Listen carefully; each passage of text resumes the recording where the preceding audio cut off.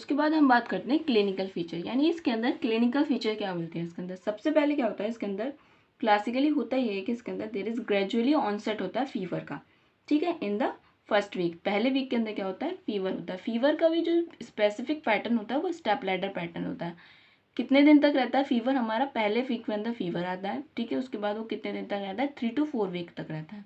Fever का भी जो पैटर्न होता है वो किस तरीके का होता है, स्टेप लैडर पैटर्न होता है। स्टेप लैडर पैटर्न से मतलब यानी जैसे सीढ़ियाँ होती हैं, क्या हर दिन जो होता है एक ना एक दिन जो होता है रोजाना 1 डिग्री टेम्परेचर हमारा बढ़ता चला जाता है। और जो सबसे ज़्यादा इसके अंदर टेम्परेचर देखने को मिलता है जब होता है 103 या 104 बुखार देखने को मिलता है लास्ट में। उसके अलावा इसके अंदर क्या होता है, इसके अंदर फीवर जो होता है उसके बाद जैसे पहले बढ़ता रहता है, फिर उसके बाद जाके थर्ड वीक के अंदर जो है फीवर जो होता है कम होना शुरू हो जाता है। इसके अलावा इसके अंदर पेशेंट के अंदर हमें कंप्लेन मिलेगी जैसे कि हेडेक होता है, या फिर उसके अलावा क्या हो सकता है, इसके अंदर स्लीप डिस्टर्बेंस हो सकती है, एनोरेक्सिया हो सकता है, एब्डोमिनल पेन मिलता है। एब्डोमिनल पेन मिलता है हमें सेकेंड वीक के अंदर, ठीक है। उसके अलावा क्या होता है, पेशेंट के अंदर जो होता है कैसा लगता है, पेशेंट टॉक्सिक लगता है या फिर एग्जॉस्टेड लगता है। उसके अलावा पेशेंट के अंदर हमें देखने को मिलता है पी सूप डायरिया।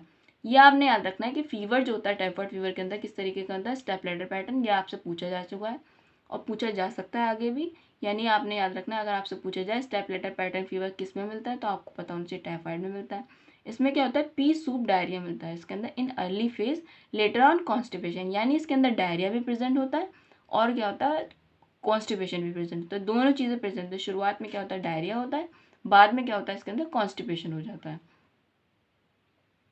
इसके अलावा इसके अंदर मिलता है ल्यूकोपेनिया।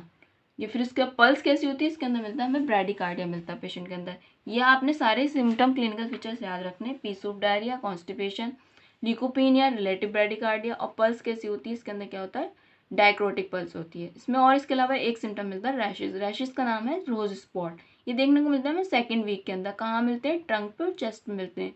ये पिंक कलर के पैप्यूल्स होते हैं जो 2 to 3 मिलीमीटर होते हैं डायमीटर, जो क्या होते हैं, फेड कर जाते हैं। अगर उसके अंदर हम प्रेशर डालें तो उसकी वजह से क्या होता है, वो फेड कर जाते हैं। और कितने दिन में डिसेपे हो जाते हैं, 3 से 4 दिन बाद ये डिसेपे हो जाते हैं। उसके अलावा क्या मिलता है पेशेंट के अंदर, स्प्लीनोमेगेली मिलती है, हेपेटोमेगेली मिलती है, इंटेस्टाइनल ब्लीडिंग हो सकती है, इंटेस्टाइनल परफोरेशन हो सकता है। ये इंटेस्टाइनल ब्लीडिंग और इंटेस्टाइनल परफोरेशन जो होता है वो थर्ड वीक के अंदर होता है। यानी फर्स्ट वीक के अंदर आपको मिला फीवर, सेकेंड वीक के अंदर आपको मिला एब्डोमिनल पेन और रोज स्पॉट, ठीक है। उसके बाद मतलब थर्ड वीक के अंदर आपको क्या मिलता है, इंटेस्टाइनल ब्लीडिंग हो सकती है या फिर इंटेस्टाइनल परफोरेशन। ये आपको सारे सिम्टम याद रखने हैं कि आपको फीवर कैसा स्टेप लैडर पैटर्न है।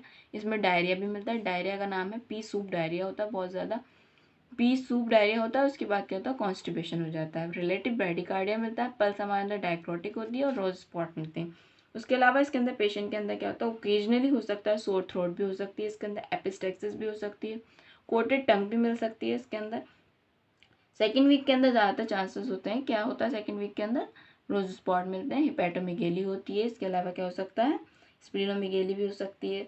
उसके बाद पेशेंट के अंदर क्या होता है, अगर कोई पेशेंट ऐसा है जो कि जिसके अंदर ट्रीटमेंट नहीं हुआ है, ठीक है, उसके अंदर क्या फीचर्स मिलेंगे हमें। जो अनट्रीटेड पेशेंट होते हैं वो कैसे होते हैं, टॉक्सिक होते हैं, ठीक है। उसके अंदर क्या होता है, डिहाइड्रेटेड होते हैं उसके अंदर जीआई हेमरेज प्रेजेंट हो सकता है कि वो थर्ड वीक में पहुंच चुका है, यानी इंटेस्टाइनल ब्लीडिंग हो रही हो या इंटेस्टाइनल परफोरेशन हो सकता है, या उसके अंदर जीआई ब्लीडिंग हो सकता है, शॉक में भी हो सकता है वो पेशेंट जो होता है, निमोनिया भी हो सकता है उसके अंदर, ठीक है। उसके अंदर नेफ्राइटिस भी होता है। ये तो अनट्रीटेड पेशेंट की बात हुई। उसके बाद हम बात करते हैं अगर किसी को जैसे टाइफाइड फीवर हुआ तो उसकी वजह से कॉम्प्लिकेशन क्या हो सकती है। कॉम्प्लिकेशन उसके अंदर यही हो सकता है कि अल्सरेशन हो जाते हैं पेयर पैचेस के अंदर, इंटेस्टाइनल परफोरेशन हो सकता है, पेशेंट जो होता है शॉक में जा सकता है जिसे बोला जाता है इंटेरिक शॉक, परफोरेशन हो सकता है लार्ज इंटेस्टाइन का जो कि देखने को मिलता है पैराटाइफाइड बी इन्फेक्शन के अंदर। अब जैसे हम बात कर रहे हैं टाइफाइड अल्सर्स की, यानी अल्सरेशन हो रहा है पेयर पैचेस का, इसे बोला जाएगा टाइफाइड अल्सर। ये ज़्यादातर कहाँ होते हैं, इन्वॉल्व करते हैं लोअर एलियम को, कभी कभी कोलोन को भी इन्वॉल्व करते हैं, ठीक है। और ये जो अल्सर होते हैं वो कैसे होते हैं, लॉन्गिट्यूडनल अल्सर होते हैं।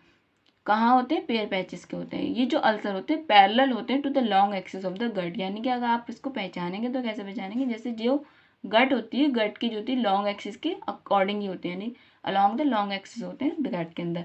तो आपने याद रखना है कि टाइफाइड अल्सर कहाँ मिलते हैं, आपने याद रखना है लोअर इलियम के अंदर मिलते हैं। टाइफाइड अल्सर कैसे होते हैं, लॉन्गिट्यूडनल अल्सर होते हैं, कैसे होते हैं, लॉन्ग एक्सिस पे होते हैं गट के अंदर। उसके अलावा कॉम्प्लिकेशन में आपने याद रखना है अल्सरेशन हो सकता है पेयर पैचेस का। ये आपसे सब सवाल पूछे जा चुके हैं। बात करते हैं इन्वेस्टिगेशन की, यानी अगर किसी पेशेंट को टाइफाइड फीवर हुआ है तो उसके अंदर हमें क्लिनिकल फीचर्स मिल गए तो हम उसको इन्वेस्टिगेशन क्या कराएंगे, उसकी डायग्नोसिस कैसे करेंगे। सबसे पहले अगर पेशेंट जो था फर्स्ट वीक में है तो उसके अंदर क्या कराएंगे, यानी फीवर प्रेजेंट है उसके अंदर, हम उसके अंदर ब्लड कल्चर करा सकते हैं। ब्लड कल्चर सबसे ज़्यादा स्पेसिफिक होता है। उसके बाद हम क्या होता है इसके अंदर सेकेंड वीक के अंदर क्या करा सकते हैं, एग्लूटिनेशन कराते हैं या फिर उसे बोलते हैं विडाल टेस्ट। विडाल टेस्ट बहुत इंपॉर्टेंट है। विडाल टेस्ट में क्या देखा जाता है, एग्लूटिनेशन देखा जाता है। ठीक है, इस विडाल टेस्ट होता क्या है ये आपसे मैं फर्दर डिस्कस करूंगी अलग से। उसके बाद हम करा सकते हैं स्टूल टेस्ट करा सकते हैं या फिर यूरिन कल्चर करा सकते हैं थर्ड और फोर्थ वीक के अंदर। तो ये इस तरीके से आप याद कर सकते हैं निमोनिक, बासु, बासु मतलब blood culture, A for agglutination, S for stool and urine culture. सबसे ज़्यादा जो स्पेसिफिक टेस्ट है टाइफाइड के लिए कौन सा होता है, ब्लड कल्चर होता है। लेकिन यूजुअली ब्लड कल्चर कराया नहीं जाता। क्यों नहीं कराया जाता, क्योंकि थोड़ा महंगा होता है, पेशेंट जो है अफोर्ड नहीं कर सकता। तो क्या कराते हैं हम पेशेंट के अंदर, विडाल टेस्ट कराते हैं। विडाल टेस्ट क्या आता है, एक तरीके का सीरोलॉजिकल टेस्ट होता है। क्या होता है, एंटीबॉडी को डिटेक्ट करता है अगेंस्ट साल्मोनेला, और ये थोड़ा जो होता है सस्ता भी होता है। और इसमें क्या होता है कि फर्स्ट वीक के अंदर हमारा अगर आप इसे विद इन 7 डेज करा लेते हैं तो ये क्या आता है, पॉजिटिव नहीं आता। तो आपने क्या कराना है, विडाल टेस्ट को कराना है 1 हफ्ते के बाद, इसलिए आपको लिखा है यहाँ पे सेकेंड वीक। इसके अलावा क्या करा सकते हैं हम, टाइफाइड टेस्ट करा सकते हैं। टाइफाइड टेस्ट क्या है, तरीके का जो होता है इसके अंदर क्या होता है, आईजीएम और आईजीजी एंटीबॉडीज़ को डिटेक्ट किया जाता है इसके अंदर। ठीक है, उसके बाद क्या कहता है, विडाल टेस्ट के बारे में लिखा है कि लेवल ऑफ एग्लूटिनेशन देखा जाता है एंटीबॉडीज अगेंस्ट और एच एंटीजन के अगेंस्ट। उसके अलावा क्या होता है इसके अंदर, हम क्या क्या इन्वेस्टिगेशन करा सकते हैं, जैसे बोन मैरो कल्चर करा सकते हैं। ठीक है, उसके बाद पीसीआर करा सकते हैं। पीसीआर भी क्या होता है, सेम इसी तरीके का होता है जिस तरह का ब्लड कल्चर होता है, मगर पीसीआर की सेंसिटिविटी कम है as compare to blood culture. उसके अलावा क्या कर सकते हैं, नेस्टेड पीसीआर करा सकते हैं। ठीक है, फिर से उसके अलावा क्या कर सकते हैं, विडाल टेस्ट तो हमने आपको बता दिया, विडाल टेस्ट कराएंगे। उसके बाद टाइफाइड करा सकते हैं। एक टाइफाइड के अलावा एक टेस्ट होता है टाइफाइड एम। टाइफाइड एम जो होता है ज़्यादा सेंसिटिव होता है एज कम्पेयर टू टाइफाइड। उसके बाद हम बात करते हैं लेबोरेटरी फीचर्स हमें देखने को क्या मिलेंगे इसके अंदर। लेबोरेटरी फीचर्स के अंदर क्या देखने को मिलता है हमें, इसमें देखने को मिलता है एरिथ्रोफेगोसाइटोसिस यानी एरिथ्रोफेजिया मिलता है, और मोनोसाइटोसिस। उसके अलावा क्या मिलता है, ल्यूकोपीनिया। ये आपको याद रखना है कि टाइफाइड फीवर के अंदर हमें क्या देखने को मिलता है, ल्यूकोपीनिया। ये आपसे पूछा जा सकता है। अब बात करते हैं ट्रीटमेंट की। ट्रीटमेंट क्या करना है हमें इसके अंदर। अब हमें पता चल गया पेशेंट को टाइफाइड है, मैंने इन्वेस्टिगेट भी करा लिया, क्लिनिकल फीचर भी प्रेजेंट है उसके अंदर। तो ट्रीटमेंट क्या करना है, अगर कोई पेशेंट केस है, इन केस ऑफ केस इसमें क्या करना है, सबसे पहले हमें अर्ली डायग्नोसिस करना है, उसके बाद हमें नोटिफिकेशन करना है। टाइफाइड वाले पेश अब हमें पता चल गया कि इसको टाइफाइड है, उसको आइसोलेट करना है। आइसोलेट कब तक करेंगे, जब तक कि बैक्टीरियोलॉजिकली निगेटिव 3 स्टूल और यूरिन सैंपल ना ऑब्टेन कर दिए जाए ऑन 3 सेपरेट डेज पे, जब तक उसे आइसोलेट करना है। यानी जब तक हम उसको आइसोलेशन में रखेंगे, जब तक कि हम 3 बार सेपरेट डे पे अलग अलग दिन पे यूरिन और स्टूल कल्चर नहीं करा लेंगे और उसमें वो निगेटिव नहीं आ जाएगा, जब तक कि हमें उसे आइसोलेट करके रखना है। ट्रीटमेंट में क्या करते हैं इसके अंदर, पहले जो होता है इस्तेमाल किया जाता है, क्लोरामफेनिकोल इस्तेमाल की जाती थी, एमोक्सिसिलिन इस्तेमाल की जाती, ट्राइमिथॉर्फिन इस्तेमाल की जाती। लेकिन अब इन ड्रग्स के लिए क्या होता है, रेजिस्टेंस पैदा हो गया है, ये असर नहीं करती। सिप्रोफ्लॉक्सासिन जो होता है ड्रग ऑफ चॉइस है। ठीक है, उसके अलावा हम इस्तेमाल कर सकते हैं सिफिक्सिन, ओफ्लॉक्सासिन, एजिथ्रोमाइसिन इस्तेमाल कर सकते हैं। कितने दिन तक दी जाती है, ये होता है बीडी इस्तेमाल की जाती है, फॉर 14 डेज के लिए इस्तेमाल की जाती है। बीडी इस्तेमाल की जाती है फॉर 14 डेज। इसके अलावा क्या करना है हमें, पेशेंट के अंदर क्या कर डिसइंफेक्शन करना है। फॉर एग्जांपल जैसे वो पेशेंट बेड रिटन है या फिर जहाँ पे भी वो अपना यूरिन और स्टूल पास कर रहा है, तो उसको जो होता है हमें डिसइंफेक्ट करना है। उसके बाद उसे हमें फॉलोअप में रखना है पेशेंट को।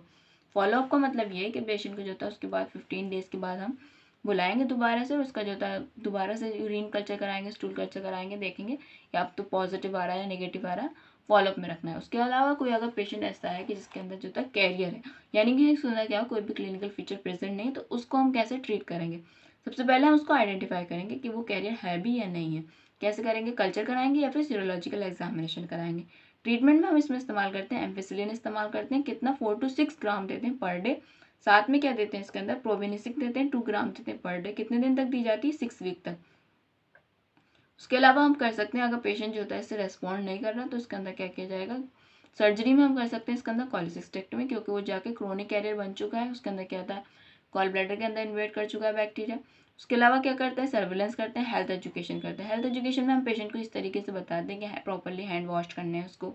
ठीक है, कोई भी वेजिटेबल जो होता है बिना वॉश किए नहीं इस्तेमाल करना है। ठीक है, उसके अंदर पानी हमेशा उसे नीट एंड क्लीन वाटर इस्तेमाल करना है। तो ये उसको सब उसका पुअर सैनिटेशन से सोशियो इकोनॉमिक इन सब के बारे में उसके अंदर क्या है उसको बताना है, हेल्थ एजुकेशन का। अब बात आती है हम इसके अंदर प्रिवेंशन कैसे कर सकते हैं। आप टाइफाइड फीवर हो गया, ठीक है। अब उसको नेक्स्ट टाइम कैसे प्रिवेंट कर सकते हैं या फिर हम अपने आप को कैसे बता सकते हैं कि हमें टाइफाइड नहीं हो। तो सबसे पहले क्या कर सकते हैं, सबसे बेसिक चीज़ जो रहता है, हमें अपने हैंड प्रॉपरली वॉश करने चाहिए आफ्टर वॉशरूम। वॉशरूम इस्तेमाल करने के बाद प्रॉपरली हैंड वॉश करना चाहिए, ठीक है। उसके अलावा हमें कोई भी ऐसा वाटर नहीं इस्तेमाल करना चाहिए जैसे कि जो क्लीन नहीं हो या फिर जो तो अनहेल्दी हो या अनट्रीटेड वाटर हो। तो इस तरीके से पानी को पीने को हमें अवॉइड करना चाहिए, ठीक है, यानी कि हमें आरओ वाला वाटर पीना चाहिए। उसके बाद क्या करना चाहिए, अवॉइड करना चाहिए रॉ फूड एंड वेजिटेबल। हमें क्या इस्तेमाल करना चाहिए, इसके अलावा हमें क्या करना चाहिए, हमें रॉ फूड, कच्चे खाने या फिर कच्ची सब्जियां नहीं इस्तेमाल करनी चाहिए। और अगर किसी को जो होता है टाइफाइड फीवर है तो उसे आइसोलेट करना चाहिए। और बचपन में क्या कहते हैं, इम्यूनाइजेशन यानी वैक्सीनेशन ज़रूर कराना चाहिए। टाइफाइड फीवर के अगेंस्ट वैक्सीन लगती है तो वो हमें लगवाना चाहिए। ये तो हो गई बेसिक सी बातें जो हमें अपने ध्यान में रखना है, किस तरीके से हम प्रिवेंट कर सकते हैं टाइफाइड फीवर को। सो आज हमने डिस्कस किया, this is all about typhoid fever and I hope you like the video. If you like please hit like button and share with your friend. If you have any query just feel free to comment below in the comment section. फिर मिलते हैं आपसे next video के अंदर। Thank you so much for watching my video and supporting me. Thank you.